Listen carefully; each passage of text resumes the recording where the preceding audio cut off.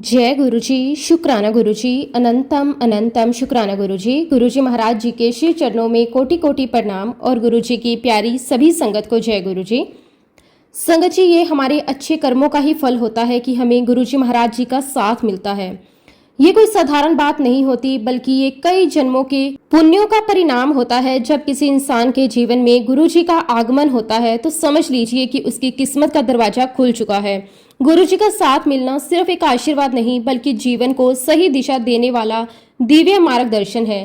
पहले जो जीवन उलझनों परेशानियों से भरा होता था, वही जीवन धीरे धीरे शांति, विश्वास और पॉजिटिविटी से भरने लगता है। इंसान के सोचने का तरीका बदल जाता है, उसका नजरिया बदल जाता है और सबसे बड़ी बात, उसका दिल बदल जाता है। गुरुजी अपने भक्तों को सिर्फ बाहरी सुख ही नहीं देते, बल्कि उन्हें अंदर से मजबूत बनाते हैं। वे सिखाते हैं कि हर परिस्थिति में कैसे संतुलन बनाना है, कैसे विश्वास बनाए रखना है और कैसे हर पल शुक्राना करते रहना है।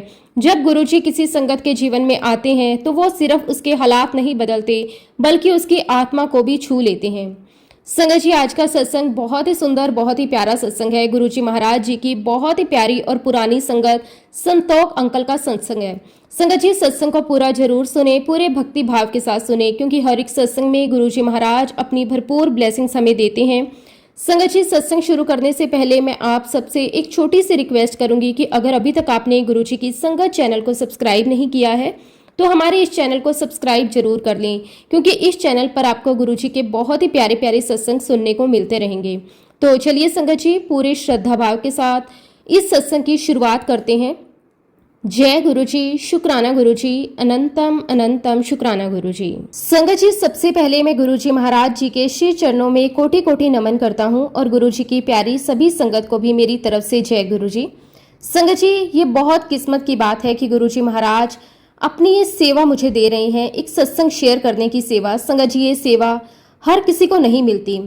गुरुजी जिसे चुनते हैं वही ये सेवा कर सकता है, वही गुरुजी की वडियाई कर सकता है, वही गुरुजी के लिए कुछ कह सकता है। और संगत जी, मैं खुद को बहुत ही सौभाग्यशाली मानता हूँ कि आज वो अवसर गुरुजी महाराज जी ने मुझे दिया है। संगत जी, मैं अपने सत्संग की शुरुआत शुरू से करूँगा, जैसे कि गुरुजी हमेशा कहा करते थे कि अपना सत्संग हमेशा शुरू से शुरू करो। संगत जी, मेरी गुरुजी महाराज जी के साथ ये जर्नी बहुत ही सुंदर रही। ये बात है दिसंबर 1995 की। मैं अपने एक बहुत ही क्लोज फ्रेंड राजपूत के बेटे की शादी की रिसेप्शन पर गया था। वहाँ बहुत भीड़ थी, सब इंजॉय कर रहे थे और मैं भी अपनी फैमिली के साथ इंजॉय कर रहा था। पूरा माहौल खुशियों से भरा हुआ था। उस समय मुझे बिल्कुल भी नहीं पता था कि उसी दिन मेरी लाइफ में कुछ बहुत बड़ा होने वाला है। थोड़ी देर बाद किसी ने कहा कि गुरुजी आ रहे हैं। मैंने ये नाम पहले थोड़ा बहुत सुना था, लेकिन मुझे ज़्यादा जानकारी नहीं थी। मेरे मन में क्यूरियोसिटी हुई, चलो देखे कौन है गुरुजी। फिर संगत जी, जैसे ही गुरुजी वहां आए, माहौल बिल्कुल बदल गया। जहां पहले सिर्फ शोर था, वहां अचानक एकदम से शांति हो गई। ऐसा लगा जैसे सब कुछ स्लो हो गया। मेरा ध्यान अपने आप उनकी तरफ चला गया। मैंने पहली बार गुरुजी को देखा। उनका चेहरा बहुत शांत था, हल्की सी स्माइल थी, आंखों में एक अलग ही चमक थी। संगत जी, मैं एक्सप्लेन नहीं कर सकता, लेकिन उस मोमेंट में मुझे अंदर से बहुत अच्छा फील हुआ। ऐसा लगा जैसे दिल को सुकून मिल गया। मैं दूर खड़ा था, लेकिन फिर भी ऐसा लग रहा था जैसे गुरुजी मुझे देख रहे हैं, मुझे समझ रहे हैं। उस दिन मैं ज़्यादा कुछ नहीं बोला, बस उन्हें देखता रहा, लेकिन अंदर कुछ बदल गया था। उस दिन के बाद धीरे धीरे मेरा और मेरी फैमिली का गुरुजी के साथ एक कनेक्शन बनने लगा। हमें बार बार उनके दर्शन करने का मौका मिलने लगा। हम जालंधर, पंचकुला, चंडीगढ़ और दिल्ली जाते थे। हर बार जब भी हम जाते हमें बहुत अच्छा लगता। संगत जी, सच कहूँ तो गुरुजी के पास जाकर ऐसा लगता था जैसे हम अपने घर आ गए। वहाँ बैठते ही मन एकदम शांत हो जाता, जो भी टेंशन होती थी वो कम हो जाती थी। कई बार हम कोई प्रॉब्लम लेकर जाते थे, लेकिन हम बोलते भी नहीं थे और सोल्यूशन मिल जाता था। कभी किसी के थ्रू मैसेज मिल जाता और कभी अंदर से ही अपने क्वेश्चन का आंसर आ जाता। ये सब देखकर हमारा विश्वास दिन ब दिन बढ़ता चला गया। गुरुजी बहुत सिंपल थे। वह बड़े आराम से बात करते थे, कभी प्यार से समझाते, कभी थोड़ा स्ट्रिक्ट होकर भी सही रास्ता दिखाते, लेकिन उनकी हर बात में केयर होती थी। कई बार ऐसा होता था कि हम सिर्फ दर्शन के लिए गए, लेकिन वापस आते आते ऐसा लगता था जैसे पूरी एनर्जी चेंज हो गई। मन हल्का हो जाता, चेहरे पे अपने आप एक खुशी आ जाती। धीरे धीरे हमने फील किया कि गुरुजी सिर्फ बाहर से नहीं, अंदर से भी हमें बदल रहे हैं, हमारी सोच बदल रही है। पहले हम छोटी छोटी बातों को लेकर परेशान हो जाते थे, लेकिन अब बिल्कुल शांत रहने लगे हैं। फिर संगत जी एक टाइम ऐसा आया 2006 का, जब हमें दिल्ली में गुरुजी के दर्शन पूरे 2 साल के बाद हुए। ये 2 साल हमारे लिए आसान नहीं थे, लेकिन ये भी गुरुजी का ऑर्डर था कि हम उनके पास ना जाएं। पहले तो हमें समझ नहीं आता था कि ऐसा क्यों है। मन करता था कि हम जाकर दर्शन करें, लेकिन हमने उनके आदेश को माना। उन 2 सालों में हमने एक बहुत ही इंपॉर्टेंट चीज़ सीखी कि गुरुजी सिर्फ सामने बैठने से नहीं, बल्कि हर समय हमारे साथ रहते हैं। कई बार हमें लगा कि हम अकेले हैं, लेकिन फिर कुछ ऐसा होता था जिससे लगता था कि गुरुजी हमारे साथ हैं। कभी कोई प्रॉब्लम आती तो अचानक उसका सोल्यूशन मिल जाता। संगत जी, जब 2 साल के बाद हमें फिर से दिल्ली में गुरुजी के दर्शन करने का मौका मिला, तो वो मोमेंट बहुत ही इमोशनल था। जैसे कोई अपना बहुत टाइम बाद मिला हो। आंखों में आंसू थे, लेकिन वो खुशी के थे। संगत जी, उस दिन हमें एक बात क्लियर हो गई कि गुरुजी जो भी करते हैं हमारे भले के लिए करते हैं। चाहे वो हमें अपने पास बुलाएं या कुछ समय दूर रखें, हर चीज का एक रीजन होता है। इतने सालों के अपने एक्सपीरियंस में मैं दिल से ये कह सकता हूँ कि गुरुजी हमारे युग के सच्चे महापुरुष हैं। संगत जी, जैसा कि मैंने आपको पहले भी बताया कि मैंने गुरुजी महाराज जी को पहली बार अपने दोस्त के बेटे के रिसेप्शन पर देखा था, और उसके बाद संगत जी हमारा मन किया कि हम भी गुरुजी महाराज जी के दर्शन करने उनके पास जाएं। संगत जी, उसके बाद गुरुजी महाराज जब चंडीगढ़ में विराजमान थे, उस समय की बात है। उस समय मैं, मेरी वाइफ और मेरी डॉटर इन लॉ, हम तीनों बहुत ही प्यार और श्रद्धा के साथ गुरुजी महाराज जी के दर्शन करने गए थे। हमारे मन में बहुत ही एक्साइटमेंट भी थी और साथ ही एक शांति भी थी। ऐसा लग रहा था जैसे हम किसी अपने के पास जा रहे हैं। जब हम वहां पहुंचे तो माहौल बहुत ही पीसफुल था। चारों तरफ शांति थी, कोई शोर नहीं था, बस एक सुकून था। ऐसा फील हो रहा था जैसे ये कोई नॉर्मल जगह नहीं है, बल्कि एक बहुत ही खास जगह है। हम धीरे धीरे अंदर गए, गुरुजी के दर्शन किए। जैसे ही हमने गुरुजी को देखा, संगत जी मन एकदम शांत हो गया। उनका चेहरा बहुत ही सिंपल था, लेकिन उसमें एक अलग ही ग्लो था। उनकी स्माइल बहुत सुंदर थी, जिसे देखकर दिल को बहुत सुकून मिला। हम थोड़ी देर वहीं बैठे रहे। संगत जी, उनके पास बैठकर ऐसा लग रहा था जैसे टाइम रुक गया। कोई टेंशन नहीं थी, बस एक शांति थी। कुछ देर बाद हमने सोचा कि अब हमें घर के लिए निकलना चाहिए। हमने मन ही मन गुरुजी को प्रणाम किया और धीरे धीरे बाहर जाने लगे। दिल तो नहीं कर रहा था जाने का, लेकिन फिर भी हम चल दिए। तभी अचानक हमें आवाज़ आई, आपको गुरुजी ने वापस बुलाया है। ये सुनकर हम तीनों एकदम रुक गए। हमें थोड़ा सरप्राइज हुआ, लेकिन साथ ही बहुत खुशी भी हुई। हमने एक दूसरे की तरफ देखा और बिना टाइम वेस्ट किए तुरंत वापस मुड़ गए। हमारे दिल की धड़कन बहुत तेज हो गई, मन बहुत ही ज़्यादा एक्साइटमेंट में था और एक रिस्पेक्ट भी थी। गुरुजी ने हमें फिर से बुलाया है। संगत जी, हम फिर से उसी जगह पर गए जहां गुरुजी महाराज विराजमान थे। जैसे ही हम अंदर पहुंचे, वहां का माहौल और भी ज़्यादा पीसफुल लगा। ऐसा फील हो रहा था कि जैसे हम किसी डिवाइन प्लेस में आ गए। गुरुजी बहुत ही शांत होकर बैठे हुए थे। उनके चेहरे पर वही प्यारी सी स्माइल थी। उन्हें देखकर हमारे हाथ अपने आप जुड़ गए। हम उनके सामने खड़े हो गए पूरी श्रद्धा के साथ। हमें नहीं पता था कि गुरुजी हमें क्यों बुला रहे हैं, लेकिन अंदर से एक फीलिंग थी कि कुछ बहुत अच्छा होने वाला है। फिर गुरुजी ने बहुत ही प्यार से कहा, मैं तुम्हें आशीर्वाद दूंगा। ये सुनकर हमारी आंखों में आंसू आ गए, दिल बहुत खुश हो गया। गुरुजी ने हमें अपने पास बुलाया, हम धीरे धीरे उनके करीब गए। संगत जी, उस समय हमारे मन में कोई डाउट नहीं था, बस एक विश्वास था। फिर गुरुजी ने कहा कि हम उनको सिर, चेस्ट और शोल्डर के पीछे स्मेल करें। संगत जी, ये बात हमारे लिए नई थी, हमने पहले कभी ऐसा नहीं सुना था।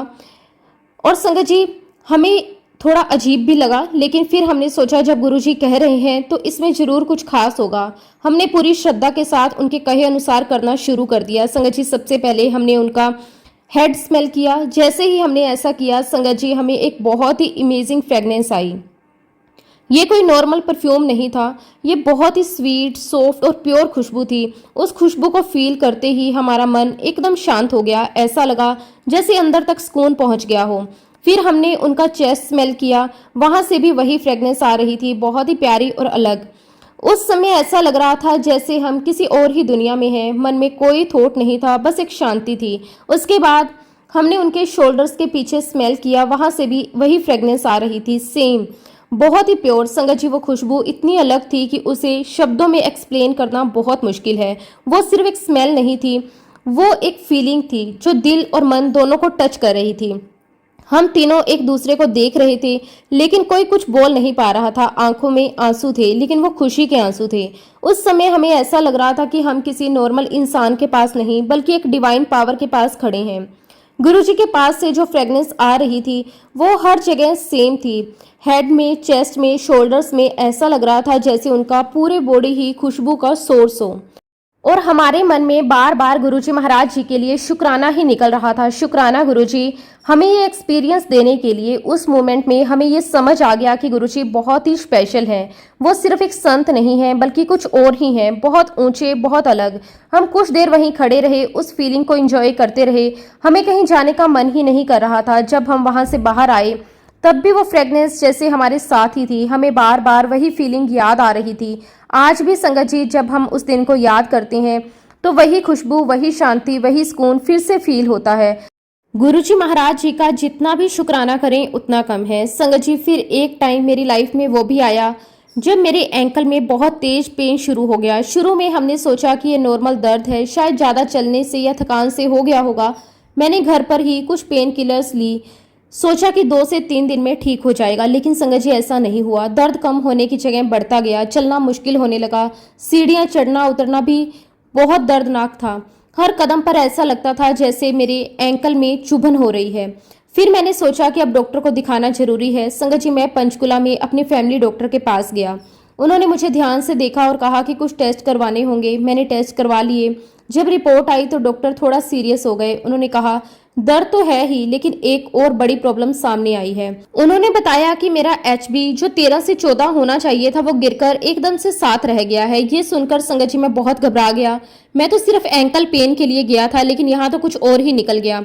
डॉक्टर ने कहा कि अभी एंकल पेन को थोड़ी देर भूल जाओ और HB पर ध्यान दो। संगत जी, अब मेरे मन में डर आने लगा। मैं सोचने लगा, ऐसा कैसे हो गया, क्या प्रॉब्लम है। मैं बहुत टेंशन में आ गया। फिर मैं सेक्टर 34 के सिटी हॉस्पिटल गया। वहां डॉक्टर्स को दिखाया, उन्होंने भी मेडिसिन दी, लेकिन कोई खास फर्क नहीं पड़ा। संगत जी, फिर मैं PGI गया। सोचा कि बड़े डॉक्टर्स हैं, कुछ अच्छा सोल्यूशन मिलेगा। वहां भी टेस्ट हुए, चेकअप हुए, लेकिन कोई क्लियर रीजन नहीं मिला। अब मेरी चिंता और बढ़ गई, शरीर में वीकनेस आने लगी। फिर किसी ने मुझे बताया कि दिल्ली में HB एक स्पेशलिस्ट हैं। मैं संगत जी वहाँ पे गया, उस डॉक्टर के पास गया। उन्होंने मेरी सारी रिपोर्ट्स देखी और कहा कि डिटेल टेस्ट करने होंगे। उन्होंने बहुत सारे टेस्ट लिख दिए। मैंने सब टेस्ट करवाए। संगत जी, जब रिपोर्ट आई तो पता चला कि मेरा ESR 105 है। डॉक्टर ने कहा कि ये बहुत ज़्यादा हाई है और ये सीरियस हो सकता है। अब मैं और डर गया, मन में नेगेटिव थॉट आने लगे। डॉक्टर ने कहा कि शायद ये प्रॉब्लम बोन से रिलेटेड हो सकती है। फिर उन्होंने कहा कि हमें बोन मैरो टेस्ट करना पड़ेगा। वो मुझे एक हॉस्पिटल लेकर गए। जब हमें पता चला कि टेस्ट ब्लड कैंसर चेक करने के लिए होता है, संगत जी मैं एकदम से शॉक में आ गया। ऐसा लगा जैसे सब कुछ रुक गया। मेरे परिवार वाले भी बहुत डर गए, हम सब बहुत घबरा गए। उस दिन सैटरडे था, मुझे हॉस्पिटल में एडमिट किया गया। संगत जी, उस दिन मेरी बॉडी से 20 से ज़्यादा सैंपल्स लिए गए। हर बार निडल लगती, मन में डर बढ़ता जा रहा था। मैं बाहर से स्ट्रांग बनने की कोशिश कर रहा था, लेकिन अंदर से बहुत ज़्यादा डर गया था। डॉक्टरों ने कहा कि रिपोर्ट्स मंडे शाम तक आएंगी। अब हमारे पास 2 दिन का इंतजार था। वो 2 दिन संगत जी बहुत भारी थे। हर समय बस यही सोचते रहते कि क्या होगा। मैं बहुत ज़्यादा डर गया था। उस समय मुझे सिर्फ गुरुजी याद आए। मैंने तुरंत अपने बेटे को चंडीगढ़ में कॉल किया। मैंने कहा कि गुरुजी के पास जाओ और सब बता दो। मैंने उससे कहा कि गुरुजी से कहना कि मेरे लिए प्रे करें। संगत जी, उस समय हमें बस गुरुजी का ही सहारा था। मेरे बेटे ने गुरुजी के पास जाकर सब बताया और संगत जी, गुरुजी ने मेरी पुकार सुनी। उन्होंने मैसेज दिया, सब रिपोर्ट्स ठीक आएंगी। ये सुनकर हमें थोड़ा रिलीफ मिला, लेकिन फिर भी वो 2 दिन बहुत टेंशन से गुजरे। हम हर समय गुरुजी को याद करते रहे। मंडे आया, शाम होने लगी। हम सब बहुत नर्वस थे। जब रिपोर्ट आई तो संगत जी मिरेकल हो गया। सभी रिपोर्ट्स नॉर्मल आई। डॉक्टर भी हैरान थे। उन्हें समझ नहीं आया कि ऐसे कैसे हो सकता है। हमारी खुशी का कोई ठिकाना नहीं था। हमें समझ आ गया कि ये सब गुरुजी महाराज जी की कृपा है। फिर डॉक्टर ने मुझे 9 तरह के विटामिन दिए। अब मुझे रोज 20 से 25 टेबलेट के और कैप्सूल लेने थे। संगत जी, अगले ही दिन मैं चंडीगढ़ गया और गुरुजी महाराज जी के पास पहुंचा। मैंने उन्हें सारी डिटेल्स बताई। गुरुजी बहुत शांत होकर सुनते रहे। फिर उन्होंने कहा कि सब मेडिसिन बंद कर दो। संगत जी, मैं थोड़ा सरप्राइज हुआ, लेकिन मुझे गुरुजी महाराज जी पर पूरा विश्वास था। फिर गुरुजी ने कहा, रोज 1 गिलास अनार का जूस पियो और रोज वॉक करो। बस इतना ही कहा। संगत जी, मैंने बिना कोई सवाल किए उनकी बात मान ली। मैंने सारी मेडिसिन बंद कर दी। रोज 1 गिलास अनार का जूस पीना शुरू कर दिया। रोज वॉक भी करने लगा। लेकिन मैंने दिल्ली वाले डॉक्टर को इसके बारे में कुछ भी नहीं बताया। संगत जी, सच कहूँ तो शुरू शुरू में मन में थोड़ा डाउट जरूर आता था, क्योंकि इतने डॉक्टर्स, इतने टेस्ट, इतनी मेडिसिन के बाद अचानक सब बंद कर देना आसान नहीं होता। लेकिन फिर तुरंत मन में एक ही बात आती थी, जब गुरुजी ने कहा है तो उसमें कुछ तो खास होगा। मैंने पूरे विश्वास के साथ उनका हर शब्द माना। रोज सुबह उठकर सबसे पहले अनार का जूस पीता था, फिर थोड़ी देर वॉक करता था और धीरे धीरे ये मेरा डेली रूटीन बन गया। कुछ ही दिनों में मैंने अपने अंदर छोटे छोटे चेंजेस फील करने शुरू कर दिए। पहले जो वीकनेस रहती थी वो थोड़ी कम होने लगी, बॉडी हल्की लगने लगी, मन भी पहले से ज्यादा शांत रहने लगा। संगत जी, पहले मैं हर समय अपनी रिपोर्ट्स और बीमारी के बारे में सोचता रहता था, लेकिन अब मन थोड़ा फ्री होने लगा था। गुरुजी पर ट्रस्ट बढ़ता जा रहा था। दिन बीतते गए, देखते ही देखते 1 महीना पूरा हो गया। अब टाइम था फिर से दिल्ली जाने का, उस डॉक्टर को दिखाने का। संगत जी, मैं डॉक्टर के पास गया तो मेरे मन में थोड़ा डर भी था और थोड़ा कॉन्फिडेंस भी था। डर इसलिए कि पता नहीं रिपोर्ट क्या आएंगी, और कॉन्फिडेंस इसलिए कि मैं गुरुजी के कहे अनुसार चल रहा था। डॉक्टर ने मुझे देखा और कहा कि आप पहले से बेटर लग रहे हो। उन्होंने फिर से टेस्ट करवाए। जब रिपोर्ट आई तो संगत जी, बहुत बड़ा चेंज देखने को मिला। मेरी कंडीशन में बहुत ज़्यादा इंप्रूवमेंट था। डॉक्टर खुद भी थोड़ा सरप्राइज हुए।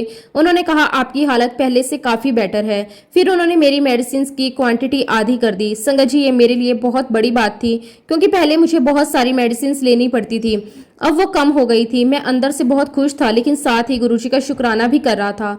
मैंने सोचा ये सब उनकी ही कृपा है, और फिर मैंने उसी रूटीन को कंटिन्यू रखा। रोज अनार का जूस, रोज वॉक और मन में गुरुजी का नाम। धीरे धीरे दूसरा महीना भी बीत गया। अब फिर से डॉक्टर को दिखाने का टाइम आया। इस बार मैं पहले से ज्यादा कॉन्फिडेंट था। मैं फिर से दिल्ली गया, डॉक्टर को दिखाया। उन्होंने फिर से टेस्ट करवाए। जब रिपोर्ट आई तो संगत जी, इस बार रिजल्ट और भी अच्छा था। मेरी हेल्थ में और भी ज्यादा इंप्रूवमेंट दिखा। डॉक्टर अब और भी ज्यादा खुश थे, सरप्राइज थे। उन्होंने कहा आप बहुत अच्छी रिकवरी कर रहे हैं। फिर उन्होंने मेरी मेडिसिन और कम कर दी, ऑलमोस्ट मिनिमम लेवल पे कर दी। संगत जी, उस समय मेरा दिल खुशी से भर गया। मुझे पूरी तरह फील हो गया कि ये सब किसी डॉक्टर या मेडिसिन से नहीं, बल्कि गुरुजी महाराज जी की कृपा से हो रहा है। संगत जी, मैं फिर से चंडीगढ़ गया, गुरुजी के दर्शन किए। मैंने उन्हें सारी डिटेल्स में बताया, कैसे 1 महीने में इंप्रूवमेंट हुआ, कैसे डॉक्टर ने मेडिसिन कम कर दी और कैसे मेरी कंडीशन बेटर होती जा रही है। गुरुजी बहुत शांत होकर सुन रहे थे। फिर उन्होंने बहुत ही सिंपल तरीके से कहा, अब अनार का जूस भी बंद कर दो। मैंने तुरंत जी गुरुजी कहा। फिर उन्होंने एक और बात कही, जीवन में खुश रहो, आनंद में रहो। और फिर मुस्कुराते हुए कहा, जब मन करे विस्की भी पी सकते हो। संगत जी, ये सुनकर मुझे बहुत अजीब भी लगा, बहुत अच्छा भी लगा। गुरुजी का तरीका ही अलग था। वो लाइफ को बहुत ही सिंपल और नेचुरल तरीके से जीना सिखाते थे। उन्होंने हमें ये सिखाया कि सिर्फ मेडिसिन या रूल से ही लाइफ नहीं चलती, बल्कि खुशी और बैलेंस भी बहुत जरूरी है। मैंने गुरुजी की हर एक बात को अपनी लाइफ में उतार लिया। मैंने अनार का जूस बंद कर दिया जैसे उन्होंने कहा। मैंने अपने माइंड को खुश रखना शुरू कर दिया, छोटी छोटी बातों में खुशी ढूंढने लगा। और अब संगत जी, धीरे धीरे मेरी हेल्थ पूरी तरह नॉर्मल होने लगी। संगत जी, अब मैं बिल्कुल नॉर्मल लाइफ जी रहा हूँ, बिना किसी डर के, बिना किसी टेंशन के। ये सब सिर्फ और सिर्फ गुरुजी महाराज जी की कृपा से पॉसिबल हुआ। उनकी दया से मैं आज भी उनके हर निर्देश का पालन कर रहा हूँ और एक सामान्य खुशहाल जीवन व्यतीत कर रहा हूँ। संगत जी, मैंने डॉक्टर को आज तक नहीं बताया कि मैंने वो मेडिसिन कभी ली ही नहीं थी, क्योंकि गुरुजी महाराज जी ने मुझे वो मेडिसिन बंद करवा दी थी। संगत जी, अब आप ही देखिए कि ये कोई कोइंसिडेंस तो नहीं हो सकता। ये सीधी सीधी गुरुजी महाराज जी की कृपा थी। संगत जी, किस तरह से गुरुजी महाराज जी ने मेरी वो मेडिसिन छुड़वा कर सिर्फ एक अनार के जूस और वॉक से ही मेरी जो बीमारी थी उसे ख़त्म कर दिया। मैं गुरुजी महाराज जी का जितना भी शुक्राना करूं उतना कम है। शुक्राना गुरुजी आपका, अनंतम अनंतम शुक्राना गुरुजी। संगत जी, मैं पंजाब सिंचाई विभाग में काम करता था और 1992 में मैं मैनेजिंग इंजीनियर के पद से रिटायर हुआ था। पूरी सर्विस के दौरान मैंने पूरी ईमानदारी और मेहनत से काम किया। अगर मैं अपनी पुरानी सर्विस की बात करूं तो 1964 से 1968 तक मैं फाजिलका में एसडीओ के रूप में पोस्टेड था। फाजिलका एक बहुत ही सेंसिटिव एरिया है, क्योंकि वह पाकिस्तान बॉर्डर से सिर्फ 4 किलोमीटर दूरी पर है। उस समय वहां काम करना अपने आप में एक बहुत बड़ी जिम्मेदारी थी। फिर संगत जी, 1965 में जब इंडिया पाकिस्तान वॉर हुआ तो सिचुएशन बहुत ही सीरियस हो गई थी। सितंबर 1965 का वो समय आज भी याद आता है। तो चारों तरफ डर का माहौल था, लोग पैनिक हो रहे थे, हर कोई अपने परिवार की सेफ्टी को लेकर चिंतित था। उस समय मेरे ऊपर एक बहुत बड़ी रिस्पॉन्सिबिलिटी थी। मुझे शहर के लोगों को सेव करना था, खासकर वुमेन और चिल्ड्रंस को। हमें उन्हें मलहोट के पास सुरक्षित जगह पर शिफ्ट करना था। संगत जी, ये कोई इजी काम नहीं था। टाइम बहुत कम था और सिचुएशन बहुत ही क्रिटिकल थी, लेकिन हमने बिना टाइम वेस्ट किए काम शुरू किया। मैंने पूरी टीम के साथ मिलकर प्लान बनाया। हमने व्हीकल्स अरेंज करवाए, लोगों को समझाया, उन्हें सेफ जगह भेजा। हर तरफ डर था, लेकिन हमें स्ट्रोंग रहना था क्योंकि लोग हम पर डिपेंड हो गए थे। धीरे धीरे हमने वुमेन और चिल्ड्रन को सेफली मलहोट के पास शिफ्ट कर दिया। ये काम जल्दी और सही तरीके से हो गया। ये अपने आप में एक बहुत बड़ी बात थी। संगत जी, उस टाइम सिर्फ लोगों की हेल्प ही नहीं करनी थी, बल्कि आर्मी के साथ भी कोऑर्डिनेशन करना पड़ रहा था। मैंने उस टाइम आर्मी के साथ भी काम किया। कई बार मैं उनके साथ जमीन में बने बैंकर्स में भी रहा, क्योंकि उस समय शहर पर बॉर्डर के उस पार से लगातार बॉम्बिंग हो रही थी। हर थोड़ी देर में एक्सप्लोजन की आवाज आती थी। संगत जी, वो समय बहुत ही ज्यादा डरावना था, लेकिन फिर भी हमें अपनी ड्यूटी से पीछे नहीं हटना था। संगत जी, जितना हो पाया मैंने अपनी तरफ से पूरी कोशिश की। ये सब मेरी जॉब प्रोफाइल में नहीं आता था, लेकिन सिचुएशन ऐसी थी कि हमें हर रोल निभाना पड़ रहा था। मैंने अपनी सेफ्टी के बारे में ज़्यादा नहीं सोचा, बस अपना काम करता रहा। दिन रात हम लोग काम करते रहे। लोगों की सेफ्टी, आर्मी की हेल्प, जो हमसे बन पाया संगत जी, हमने सब कुछ किया। उस समय जो काम हमने किया वो बहुत ही चैलेंजिंग था। ऐसी सिचुएशंस में काम करना आसान नहीं होता, लेकिन हमने पूरी होनेस्टी और डेडिकेशन के साथ अपना ड्यूटी निभाई। मुझे अंदर से लगता था कि इतनी बड़ी सर्विस के लिए गवर्नमेंट की तरफ से कुछ तो रिकॉग्नाइजेशन जरूर मिलना चाहिए। पंजाब गवर्नमेंट और डिफेंस डिपार्टमेंट से अप्रिशिएट लेटर या प्रमोशन मिलना जरूर चाहिए, लेकिन संगत जी ऐसा नहीं हुआ। मेरी इतनी सर्विस के बावजूद मुझे वो रिस्पेक्ट, वो एप्रिशिएशन नहीं मिली जिसकी मुझे उम्मीद थी। ये बात मेरे दिल में कहीं ना कहीं रह गई। मुझे लगा कि मेरे साथ थोड़ा अनफेयर हुआ है। फिर मैंने सोचा कि मुझे अपने राइट्स के लिए फाइट करनी चाहिए, इसलिए मैंने कोर्ट में केस फाइल किया। समय बीतता गया। 1992 में मैं मैनेजिंग इंजीनियर के पद पर रिटायर हो गया। लाइफ आगे बढ़ती रही, लेकिन ये केस चलता रहा। फिर संगत जी, मेरी लाइफ में गुरुजी का आना हुआ। जब मैं गुरुजी से मिला तो उन्होंने मुझे हमेशा एक ही नाम से बुलाया, शेफ इंजीनियर। मैं थोड़ा सरप्राइज होता था। मैंने एक दिन उनसे कहा कि गुरुजी, मैं शेफ इंजीनियर नहीं हूँ, मैं मैनेजिंग इंजीनियर के पद से रिटायर हुआ हूँ। लेकिन गुरुजी हमेशा मुस्कुराते और बोले, तुम्हें जल्दी ही शेफ इंजीनियर की प्रमोशन मिलेगी। उस समय मुझे समझ नहीं आया कि गुरुजी ऐसा क्यों कह रहे हैं, क्योंकि मैं ऑलरेडी रिटायर हो चुका था। प्रमोशन का तो सवाल ही नहीं था, लेकिन फिर भी उनके शब्द मेरे दिल में कहीं ना कहीं बैठ गए। मुझे लगा कि गुरुजी जो कहते हैं उसमें जरूर कोई सच्चाई होती है। समय बीतता गया, कोर्ट में केस चलता रहा। कभी हियरिंग होती, कभी डेट लगती, लेकिन मैं अंदर से शांत था, क्योंकि अब मुझे गुरुजी पर भरोसा था। फिर संगत जी, एक समय आया जब कोर्ट का फाइनल डिसीजन आया। कोर्ट ने मेरे फेवर में जजमेंट दिया। मुझे मेरी पूरी सर्विस के बेनिफिट्स देने का ऑर्डर हुआ। ये अपने आप में एक बहुत बड़ी बात थी, लेकिन इसके बाद जो हुआ वो और भी खास था। गुरुजी के शब्द सच होने लगे। पंजाब गवर्नमेंट ने 2004 में एक स्पेशल नोटिफिकेशन निकाली और उस नोटिफिकेशन के थ्रू मुझे शेफ इंजीनियर का पद ऑफिशियली दे दिया गया। संगत जी, ये देखकर मैं भावुक हो गया। जिस प्रमोशन के बारे में मैंने सोचा भी नहीं था, जो प्रैक्टिकली पॉसिबल भी नहीं लग रहा था, वो गुरुजी के आशीर्वाद से सच हो गया। मुझे उस दिन पूरी तरह समझ आ गया कि गुरुजी जो कहते हैं वो कभी गलत नहीं होता। उनकी वाणी में शक्ति होती है। आज भी जब मैं उस पल को याद करता हूँ तो दिल से बस एक ही शब्द निकलता है, शुक्राना गुरुजी। और सच में गुरुजी महाराज जी का एक एक वचन सत्य होता है। संगत जी, उसके बाद लाइफ आगे बढ़ती रही। फिर टाइम आया 2003, सर्दियों का। बहुत ही ठंड का समय था। एक दिन मैं और मेरी वाइफ दोनों गुरुजी महाराज जी के पास अंपायर स्टेट में बैठे हुए थे। हम बहुत देर से उनकी संगत में बैठे थे। समय कैसे बीत रहा था हमें बिल्कुल पता नहीं चला। जब हम घड़ी हमने देखी तो रात के लगभग 2 बज चुके थे। लेकिन संगत जी, ना हमें नींद आ रही थी, ना थकान लग रही थी। गुरुजी के पास बैठकर ऐसा लगता था जैसे मन को एक अलग ही पीस मिल रहा हो। बाहर बहुत ठंड थी, ठंडी हवा चल रही थी, लेकिन अंदर गुरुजी के पास बैठकर ऐसा लग रहा था जैसे सब ठीक है। कुछ देर बाद हमने सोचा कि अब हमें घर के लिए निकलना चाहिए। हमने मन ही मन गुरुजी को प्रणाम किया और बाहर आ गए। जैसे ही हम बाहर आए, ठंड और ज्यादा महसूस होने लगी। हम धीरे धीरे चल रहे थे, तभी मेरी वाइफ ने अचानक कहा, मेरे बाएं हाथ की हथेली में पिछले 1.5 घंटे से बहुत पसीना आ रहा है। संगत जी, सुनकर मैं थोड़ा घबरा गया। इतनी ठंड में पसीना आना नॉर्मल नहीं होता। मैंने उनका हाथ देखा, वो सच में गीला था। उनके चेहरे पर भी हल्की सी चिंता थी। उस समय रात के 2 बजे थे और कोई डॉक्टर मिलना पॉसिबल नहीं था। हम दोनों के मन में एक ही बात आई, कुछ ठीक नहीं है। संगत जी, उस मोमेंट पर हमें सबसे पहले गुरुजी का ही ख्याल आया। हमने सोचा जब गुरुजी यहीं हैं तो हमें कहीं और जाने की जरूरत नहीं है। हम तुरंत वापस मुड़े और फिर गुरुजी महाराज जी के पास जाने लगे। दिल में थोड़ा डर था लेकिन उससे ज्यादा विश्वास था। जैसे ही हम उनके पास पहुंचे हमने बहुत ही रिस्पेक्ट के साथ उन्हें पूरी बात बताई। गुरुजी बहुत शांत थे, उन्होंने बिल्कुल भी टेंशन नहीं दिखाई। उन्होंने मेरी वाइफ का हाथ अपने हाथ में लिया और बहुत ही प्यार से उनका हाथ पकड़ा। फिर मुस्कुराते हुए बोले, कहाँ दर्द है? कोई दर्द नहीं है, जाओ आनंद में रहो। संगत जी, उनके ये वर्ड्स बहुत सिंपल थे लेकिन उनमें बहुत पावर थी। जैसे ही गुरुजी ने ये कहा उसी मोमेंट मेरी वाइफ की सारी प्रॉब्लम खत्म हो गई।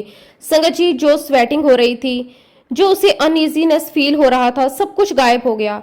हम दोनों एकदम सरप्राइज हो गए। हमें समझ नहीं आया कि इतना जल्दी कैसे सब ठीक हो गया। दिल से बस एक ही शब्द आया, शुक्राना गुरुजी, आपका कोटि कोटि शुक्राना। उसके बाद संगत जी हम घर चले गए लेकिन मन में वही पीस और खुशी थी। अगले दिन हम फिर से गुरुजी महाराज जी के पास आए। जैसे ही हम वहां पहुंचे गुरुजी ने खुद ही पूछा, अब कैसी है, सब ठीक है ना? संगत जी, ये सुनकर हमारी आंखों से आंसू आ गए। इतने लोगों के बीच में भी गुरुजी को सब याद था। हमने कहा कि गुरुजी, हाँ जी सब ठीक है। उन्होंने बस मुस्कुराकर हमें देखा। संगत जी, उस दिन हमें यह समझ आया कि गुरुजी हर छोटी बड़ी बात का ध्यान रखते हैं। उनकी दया हमेशा हमारे साथ रहती है। धीरे धीरे हमने ये फील किया कि जब गुरुजी महाराज हमारे साथ हैं तो हमें डरने की जरूरत नहीं है। संगत जी, आज के टाइम में इस दुनिया में बहुत माया है, बहुत ही डिस्ट्रैक्शन है। बहुत लोग संत बनकर बैठे हैं लेकिन सच्चा संत पहचानना आसान नहीं है। सच्चा संत वही होता है जो सिंपल हो, जिसे पैसे और शो ऑफ में इंटरेस्ट ना हो, जो सिर्फ लोगों की हेल्प करे, उनका दुख दूर करे, जो बिना किसी स्वार्थ के सबको प्यार दे, जो अपनी पावर का यूज लोगों की भलाई के लिए करे। संगत जी, हमारे लिए वो सच्चे महापुरुष सिर्फ और सिर्फ गुरुजी महाराज हैं। वही ब्रह्म ज्ञानी हैं। वो हमें सही रास्ता दिखाते हैं। वो हमें सिखाते हैं कि लाइफ कैसे पीसफुली जीनी है। वो हमें भगवान तक पहुंचने का सही रास्ता बताते हैं। और सच में हम सब बहुत भाग्यशाली हैं। हर किसी को ये मौका नहीं मिलता। वो किसी सच्चे संत के बारे में सुने, उनके पास जाएं, उनके दर्शन करें। ये सब अपने आप नहीं होता, ये सब अच्छे कर्मों का फल होता है। पहले तो हमें गुरुजी महाराज जी के बारे में पता भी नहीं था। हम अपनी नॉर्मल लाइफ जी रहे थे, अपने काम में बिजी, अपने परिवार में लगे हुए थे, लेकिन कहीं ना कहीं अंदर एक खालीपन भी था जिसे हम समझ नहीं पा रहे थे। फिर एक दिन ऐसा आया जब पहली बार हमने गुरुजी महाराज जी के बारे में सुना, उन्हें देखा। संगत जी, गुरुजी महाराज एक ऐसे संत है जिनके पास जाने से ही मन को शांति मिलती है, जिनकी कृपा से लोगों की लाइफ बदल जाती है। शुरू में हमने बस सुना ही था लेकिन धीरे धीरे मन में एक इच्छा जागी कि हमें भी जाकर देखना चाहिए। फिर संगत जी, वो दिन भी आ गया जब हम गुरुजी महाराज जी से मिलने का मौका भी मिला। संगत जी, सच में गुरुजी महाराज बहुत बहुत प्यारे हैं। उनकी वड्याई जितनी भी की जाए उतनी कम है। संगत जी, सत्संग तो बहुत है। गुरुजी महाराज जी ने बहुत बहुत कृपा की है मुझ पर, मेरे पूरे परिवार पर। लेकिन संगत जी, मैं अपने सत्संग का अंत एक बहुत ही सुंदर कहानी के साथ करना चाहता हूँ, जिससे हमें एक बहुत ही अच्छी और गहरी सीख मिलेगी। अगर आपकी नीयत साफ है, आपके दिल में ईमानदारी है और आपने किसी को भी पैसे उधार दिए हैं, तो याद रखिए वो पैसा कभी डूबता नहीं। वो किसी न किसी रूप में आपके पास वापस जरूर आता है और कई बार तो डबल होकर भी आता है। अब इसी बात को समझाने के लिए मैं आपको एक कहानी सुनाता हूँ। संगत जी, एक बार की बात है, एक छोटी सी दुकान थी। रोज की तरह दुकान खुली हुई थी, ग्राहक आ जा रहे थे, सामान बिक रहा था। तभी एक महिला उस दुकान में आती है। वह बहुत ही नॉर्मल तरीके से दुकानदार के पास जाती है और कहती है, भैया कल मैं आपकी दुकान पर 80 रुपए का सामान लेने आई थी। दुकानदार ध्यान से उसकी बात सुनता है। महिला आगे कहती है, कल मैंने आपको 100 रुपए दिए थे और आपको मुझे 20 रुपए वापस देने थे, लेकिन गलती से आपने मुझे 30 दे दिए। संगत जी, सुनकर दुकानदार थोड़ा हैरान होता है। महिला फिर बहुत ही सादगी से कहती है, मैं आपके वही 10 रुपए लुटाने आई हूँ। संगत जी, आज के टाइम में जहाँ लोग छोटे छोटे पैसों के लिए भी बहस कर लेते हैं, वहाँ कोई खुद से वापस पैसे देने आए, ये अपने आप में बहुत बड़ी बात है। दुकानदार उस महिला को देखकर थोड़ा मुस्कुराता है और कहता है, वाह बहन जी, कल तो आप 10 रुपए के लिए बहुत मोल भाव कर रही थी, कह रही थी कि इस सामान का भाव 10 रुपए कम होना चाहिए। संगत जी, दुकानदार को शायद ये बात थोड़ी फनी लगी, लेकिन महिला का जवाब बहुत ही गहरा था। महिला बहुत शांति से कहती है, देखिए भाई साहब, मोल भाव करना हर इंसान का हक होता है। हम कोशिश करते हैं हमें चीज सही दाम पर मिले, इसमें कोई बुराई नहीं है। फिर वो थोड़ी गंभीर होकर कहती है, लेकिन जो पैसे मेरे पास गलती से आ गया है उसे रखना मेरा जमीर अलाउ नहीं करता। मैं किसी का 1 रुपया भी गलत तरीके से नहीं रख सकती। संगत जी, सुनकर दुकानदार थोड़ा चुप हो गया। महिला आगे कहती है, मैं तो कल रात को ही आपके पास आने वाली थी, लेकिन काफी देर हो गई थी इसलिए नहीं आ पाई। लेकिन सच कहूं तो पूरी रात मुझे बेचैनी बनी रही। मैं बार बार यही सोचती रही, आपके 10 रुपए मेरे पास हैं, मुझे आपको वापस करने हैं। मैं बहुत बेचैन थी। संगत जी, ये सुनकर दुकानदार को उस महिला की सच्चाई और ईमानदारी साफ दिखाई देने लगी।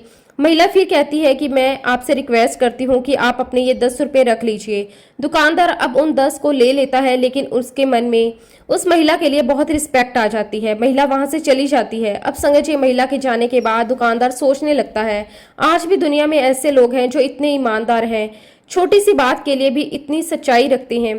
वो उस महिला के बारे में सोचते हुए अपने काम में लग जाता है। तभी उसका एक रेगुलर कस्टमर आता है जिसका नाम भगवान दास था।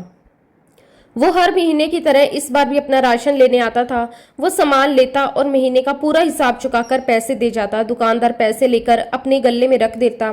कुछ देर बाद जब दुकान थोड़ी खाली होती है तो दुकानदार बैठकर सारा हिसाब करने लगता है। वो एक एक चीज चेक करता है, कितना सामान गया, कितना पैसा आया।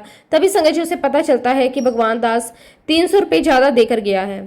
अब दुकानदार के पास एक मौका था, वो चाहे तो वो पैसे रख सकता था या वापस कर सकता था। पहले तो उसके मन में आता कि चलो कोई बात नहीं, 300 ही तो है, रख लेता हूँ। वो अपने मन को समझाने की कोशिश करता है, लेकिन तभी संगत जी, उसके मन में उस महिला का चेहरा आ जाता है। वही महिला जो सिर्फ 10 रुपये वापस करने के लिए इतनी रात को बेचैन हो रही थी। वह सोचने लगा कि उसने तो मेरे 10 रुपये नहीं रखे और मैं अपने ही कस्टमर के 300 रख लूं। अब उसके अंदर एक स्ट्रगल शुरू हो गया। एक तरफ लालच था, दूसरी तरफ उसकी इनर वॉइस। उसे अपने ऊपर शर्म आने लगी। वो सोचता है, मैं कैसा इंसान हूँ, एक महिला इतनी ईमानदार है, मैं अपने ही ग्राहक के पैसे रखने की सोच रहा हूँ। संगत जी, उसे अपने आप पर बहुत शर्म आती है। उसका सिर झुक जाता है। उसे फील होता है कि अगर उसने ये पैसे रख लिए तो वह खुद की नजरों में ही गिर जाएगा। तभी वह तुरंत एक डिसीजन लेता है। वह अपने गले में से 300 रुपये निकालता है और अपनी जेब में रख लेता है। उसका मन अब क्लियर हो चुका था कि वह समझ आता है कि सही क्या है और गलत क्या है। फिर वो अपने नौकर को बुलाता है और अपने नौकर से कहता है, मैं अभी थोड़ी देर में आता हूँ। वह बिना टाइम वेस्ट किए सीधे भगवान दास जी के घर की तरफ चल पड़ा। रास्ते में उसके मन में बस एक ही बात थी, मुझे किसी का हक नहीं रखना, जो मेरा नहीं है वो मुझे नहीं रखना। संगत जी, जब वो भगवान दास जी के घर पहुंचा तो उसने दरवाजा खटखटाया। भगवान दास जी ने दरवाजा खोला और दुकानदार को देखकर थोड़ा हैरान हो गया।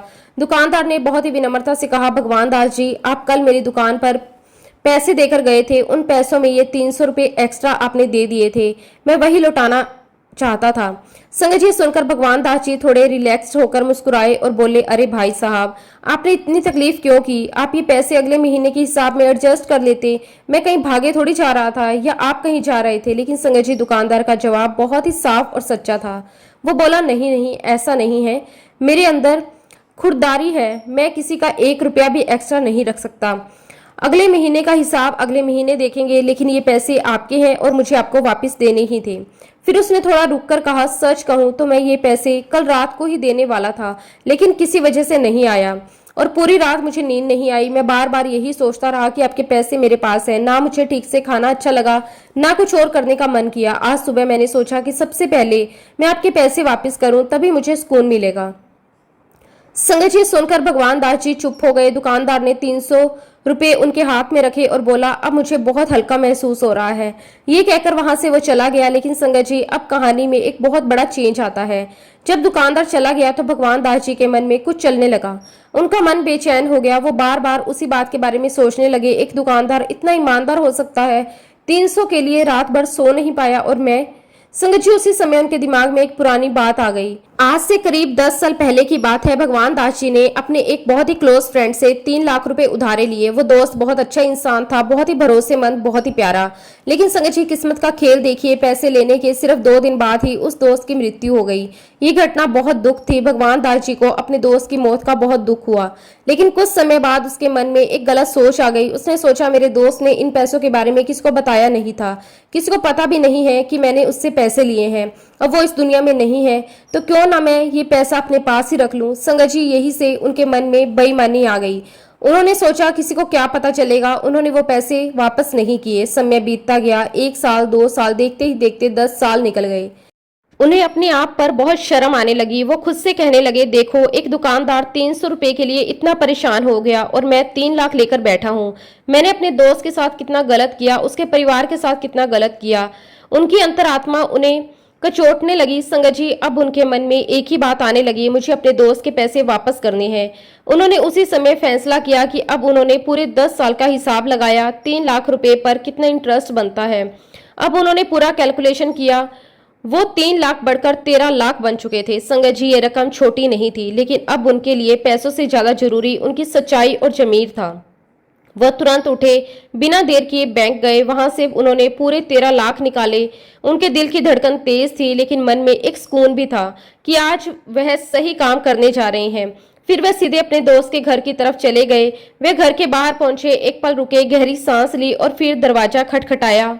दरवाजा उनके दोस्त की पत्नी ने खोला। संगत जी, जैसे ही दरवाजा खुला, भगवान दास जी एक पल के लिए रुक गए। उन्होंने उस महिला को देखा, बहुत ही सिंपल कपड़े, चेहरे पर थकान, आंखों में जीवन की कठिनाइयों के निशान। वो महिला बहुत गरीब हालत में थी, उसके कोई बच्चे भी नहीं थे, वो बिल्कुल अकेली थी। अपना गुजारा करने के लिए वो लोगों के घरों में बर्तन धोती, झाड़ू पोछा करती, दिन रात मेहनत करती। एक एक पैसे के लिए उसे संघर्ष करना पड़ रहा था। संगत जी, ये सब देखकर भगवान दास जी का दिल और भी भर आया। दोनों ने एक दूसरे को नमस्ते की। फिर भगवान दास जी ने बहुत ही विनम्रता से कहा कि भाभी जी, आपके पैसे हैं। महिला ने आश्चर्य से उनकी तरफ देखा और कहा, ये कैसे पैसे हैं, मुझे समझ नहीं आई। भगवान दास जी थोड़ा रुके, फिर धीरे धीरे बोले, भाभी जी, मैंने आपके पति से 10 साल पहले 3 लाख रुपए उधारे लिए थे। महिला ध्यान से सुनने लगी। उन्होंने आगे कहा, लेकिन किस्मत देखिए, पैसे लेने के सिर्फ 2 दिन बाद ही उनकी मौत हो गई। उस समय मेरे पास भी पैसे नहीं थे, इसलिए मैं वो पैसा वापस नहीं कर पाया। ये कहते कहते उनकी आवाज भर आई। उन्होंने खुद को संभाला और कहा, लेकिन आज मेरे पास पैसे हैं और आज वही पैसा लौटाने आया हूँ। महिला अभी भी चुप थी, बस सुन रही थी। भगवान दास जी ने आगे कहा, भाभी जी, वो 3 लाख अब 10 साल के ब्याज के साथ 13 लाख बनते हैं। मेरा दोस्त आज इस दुनिया में नहीं है, लेकिन उसका हक अभी भी है, इसलिए मैं ये 13 लाख आपको देने आया हूँ। संगत जी, सुनकर वो महिला एकदम से चौंक गई। उसे समझ ही नहीं आया कि वो क्या सुने और क्या कहे। उसकी आंखों में आंसू आ गए। भगवान दास जी ने धीरे से पैसे उसकी तरफ बढ़ाए। संगत जी, अब यहाँ एक बहुत बड़ा चमत्कार हुआ, ध्यान से सुनिए। जिस महिला को भगवान दास जी ने ये 13 लाख देने दिए थे, वही महिला थी जो कुछ समय पहले उस दुकानदार को 10 रुपए लुटाने आई थी। जी हाँ संगत जी, वही महिला जो 10 रुपए के लिए रात भर सो नहीं पाई, जो अपने जमीर की आवाज सुनकर अगले दिन पैसे लौटाने गई थी, जो एक भी रुपया गलत अपने पास नहीं रखना चाहती थी, आज उसी महिला के सामने 13 लाख रुपए खड़े थे। संगत जी, ये देखकर भगवान दास जी खुद भी हैरान रह गए। हमें भी ये समझ आ जाता है कि ईश्वर कैसे काम करते हैं। वो महिला रोने लगी, लेकिन ये दुख के आंसू नहीं थे, ये सुकून और आश्चर्य के आंसू थे। उसने कभी सोचा भी नहीं था कि उसकी ईमानदारी का फल उसे इस तरह मिलेगा। संगत जी, 10 रुपए लौटाने वाली भावना और बदले में 13 लाख, यही तो ऊपर वाले का हिसाब है। वो कभी गलत नहीं करता, बस समय आने पर सब कुछ सही तरीके से लौटाता है। इसी कहानी का यही मतलब है, नियत साफ होनी चाहिए। उस महिला का दिल साफ था, उसका जमीर साफ था, उसने किसी का हक नहीं रखा और ईश्वर ने उसे उसका फल कई गुना बढ़ाकर दिया। अगर आज हम किसी का 1 रुपया भी अपने पास रख लेते हैं, तो हो सकता है कि कल वही 1 रुपया किसी और रूप में हमें चुकाना पड़े। हो सकता है हमारे बच्चों को किसी परेशानी में पड़ना पड़ सकता है। इसलिए हमेशा ध्यान रखें, किसी का हक मत मारिए। अगर किसी का पैसा आपके पास है तो उसे वापस कर दीजिए, आज नहीं तो कल, जब भी पॉसिबल हो, लेकिन जरूर लौटाइए, क्योंकि हमारे ऊपर उस ऊपर वाले की नजर हमेशा रहती है और हमारे अंदर जो ईश्वर बैठा है वो सब कुछ जानता है, हमारी सोच, हमारी नीयत, हमारे कर्म। संगत जी, हमारे मन में राम भी है और रावण भी। जब रावण जागता है तो हम गलत काम करते हैं, बेईमानी करते हैं, और वही बेईमानी हमें चैन से सोने नहीं देती। रात भर मन अशांत रहता है, दिन का चैन भी खत्म हो जाता है। लेकिन जब हमारे अंदर का राम जागता है तो हम सही रास्ता चुनते हैं, हम सच्चाई के साथ चलते हैं, ईमानदारी के साथ काम करते हैं। संगत जी, तब मन को जो शांति मिलती है वो किसी भी चीज से कम नहीं है। दिल हल्का रहता है, चेहरे पर खुशी रहती है, जीवन आसान लगने लगता है। आपने सुना ही होगा, जिसका मन साफ होता है उसमें ईश्वर वास करते हैं। इसलिए संगत जी गुरुजी हमेशा कहा करते थे अपने मन के भांडे को साफ रखिए, दूसरों के प्रति हमेशा ईमानदार रहिए। संगत जी हमें गुरुजी महाराज जी के इन आदेशों का हमेशा पालन करते रहना है, क्योंकि गुरुजी की हमें मुट्ठी भर संगत बनना है, ना ही भीड़। इसलिए संगत जी गुरुजी जैसा जैसा हमें कहें, हमें हमेशा उनके उसी वचनों पर चलते रहना है। इसी के साथ संगत जी अब मैं अपने शब्दों को, अपनी वाणी को यहीं पे विराम देना चाहूँगा। अगर सत्संग के दौरान मुझसे कोई गलती हुई हो या फिर मैंने कोई भी शब्द गलत बोल दिया हो तो उसके लिए मैं हाथ जोड़कर पूरे संगत परिवार से और गुरुजी महाराज जी से माफ़ी चाहता हूँ। जब भी गुरुजी महाराज मुझे आज्ञा देंगे मैं अपना अगला शुक्राना सत्संग भी आप सबके साथ बहुत जल्द शेयर करूँगा। जय गुरुजी, शुक्राना गुरुजी, अनंतम अनंतम शुक्राना गुरुजी। ओम नमः शिवाय, शिवजी सदा सहाय। ओम नमः शिवाय, गुरुजी सदा सहाय। जय गुरुजी, शुक्राना गुरुजी, अनंतम अनंतम शुक्राना गुरुजी।